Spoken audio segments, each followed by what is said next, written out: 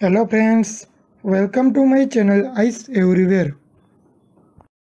दोस्तों, हम सब एसी का यूज़ करते ही होंगे, लेकिन हम सबको एसी के साथ पंखा चलाना चाहिए कि नहीं, इसके बारे में मैं आपको आज के ये वीडियो में बताऊंगा और आपको एडवांटेज और डिसएडवांटेज बताने वाला हूँ कि आप पंखा चलाते हो तो आपको क्या नुकसान हो सकता है। और अगर मैं अपनी बात करूँ तो मेरे हिसाब से पंखा ज़रूर चलाना चाहिए, क्योंकि उससे फ़ायदा ही फ़ायदा है। नुकसान तो एक दो ही है। सबसे पहले नुकसान की बात कर लेते हैं। तो पहला नुकसान ये है कि जब आप पंखा चलाते हो तो पंखे का क्या काम है। पंखा तो कूलिंग कर नहीं रहा, कूलिंग तो एसी ने कर लिया। पंखा क्या करेगा, आपके कमरे में जो भी हवा है, चाहे वो गर्म हो या ठंडी हवा, उसको सर्कुलेट करेगा, उसको घुमाएगा। तो घुमाने से क्या होगा कि अंदर जो हवा है, डस्ट है, उनको भी साथ में घुमाएगा। अगर आपका घर ऐसी जगह पे है, ऑन रोड है, जहाँ पे धूल मिट्टी वगैरह बहुत ज़्यादा रहता है, तो वो आपके एसी के फिल्टर में ऊपर जम जाएगी, चिपक जाएगी। इसलिए आपको एसी के फिल्टर को टाइम टू टाइम साफ करना पड़ेगा, या फिर सीजन में आपको 2-3 बार एसी को सर्विस करनी पड़ेगी। तो ये एक नेगेटिव पॉइंट है पंखा चलाने का। बाकी सब फायदे ही फायदे हैं। तो चलिए अब फायदे की बात कर लेते हैं। दोस्तों, सबसे पहला और सबसे बड़ा फ़ायदा ये है कि अगर आप अपने कमरे में पंखा चलाते हो तो आपके बिजली का बिल बहुत कम आएगा। अब आप लोग सोचोगे कि एसी चल रहा है, साथ में पंखा भी चल रहा है, दो दो चीज़ें साथ में चल रहा है, तो बिजली का बिल ज़्यादा आएगा कि कम आएगा। तो दोस्तों, यहाँ पर मैं आपको ये बताता हूँ कि अगर आप बिना पंखा को एसी चलाते हो तो आपको लोएस्ट टेम्परेचर सेट करना पड़ेगा, यानी कि आपको एसी 20 या 21 पर चलाना पड़ता है। और अगर आपका एसी नॉन इन्वर्टर है तो बीच बीच में कट भी करेगा, और जब वो कट करेगा तो आपको उस टाइम गर्मी भी लगना स्टार्ट हो जाएगा, पसीना भी आएगा। सपोज़ आपने 4 घंटे का टाइम लगा दिया, 4 घंटे के बाद वो एसी ऑटोमेटिक बंद हो जाएगा, तो आपको इमीडिएटली गर्मी लगना स्टार्ट हो जाएगा और आपको सफोकेशन जैसा फील लगने लगेगा।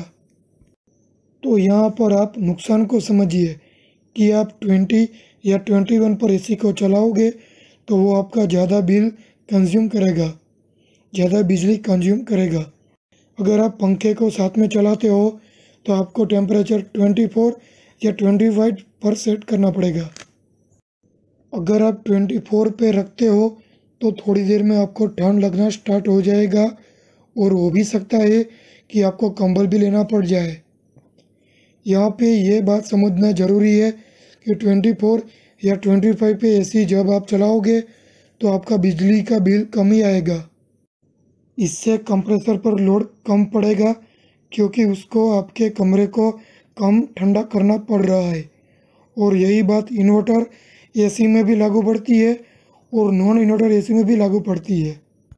जब आप पंखा चलाओगे तो आपको सफोकेशन जैसा फील नहीं होगा और प्रॉपरली वेंटिलेटेड रहेगा, ना ही आपको कोई भी प्रॉब्लम होगा जब तक आपका एसी चलेगा।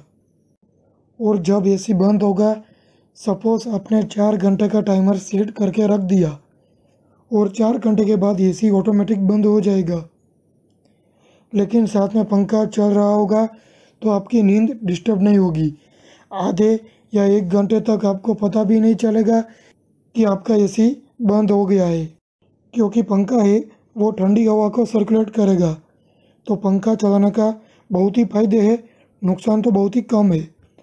लेकिन मैं ऐसे नहीं कह रहा कि पंखे को बहुत ही स्पीड पे रखना है, उसको मीडियम स्पीड पे ही रखना है, उससे भी आपका काम चल जाएगा। दूसरी बात, पंखा आप तभी चलाए जब आपका रूम लीक प्रूफ हो। अगर आपका रूम का दरवाज़ा या कोई खिड़की या कोई मेजर दरवाज़ा ओपन हो तो आपको पंखा चलाने का नुकसान भी हो सकता है। वो आपके कूल हवा को बाहर निकाल देगा। इंस्टेड आपको रूम पैक होना चाहिए, जिससे आपकी कूल हवा अंदर ही रहे। तो आपको पंखा चलाना ही है, लेकिन आपको ये दो चीज़ों को ध्यान रखना है कि आपका रूम क्लीन होना चाहिए और पैक होना चाहिए, क्योंकि रूम में कोई वस्तु होगी जिससे दुर्गंध फैल रही हो तो वो एसी के कूल हवा के साथ वो भी पूरे रूम में फैल जाएगी।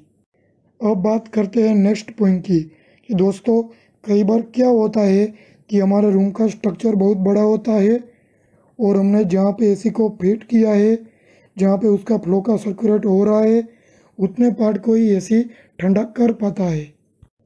और अगर आप बड़े रूम में एसी से दूर बैठे हो तो आपको एसी चल रहा है ऐसा फीलिंग भी नहीं आएगा। तो आपको पंखे को ऑन ही रखना है और पंखे का तो काम ही है कि एसी को सर्कुलेट करना। तो पंखा क्या करता है कि एसी की कूल हवा को वो कमरे के सारे जगह तक फैला देती है, जिससे आप बड़े कमरे में किसी भी कोने में रहो लेकिन आपका पंखा ऑन होगा तो आपकी उसकी फीलिंग ज़रूर आएगी। तो दोस्तों आपके मन में भी इस तरह का कोई भी कन्फ्यूज़न होगा तो वो निकल गया होगा। और अगर आपको अभी भी कोई भी कन्फ्यूज़न है तो मैंने जो ये वीडियो में बताया है उनको एक बार ज़रूर फॉलो करें, आपको 100% फ़र्क देखने को मिलेगा। सो फ्रेंड्स आज के लिए इतना ही, अगले वीडियो के साथ मिलते हैं, तब तक थैंक यू। अगर आपको मेरा ये वीडियो का कंटेंट अच्छा लगा हो तो कृपया लाइक, शेयर और सब्सक्राइब करना मत भूलें।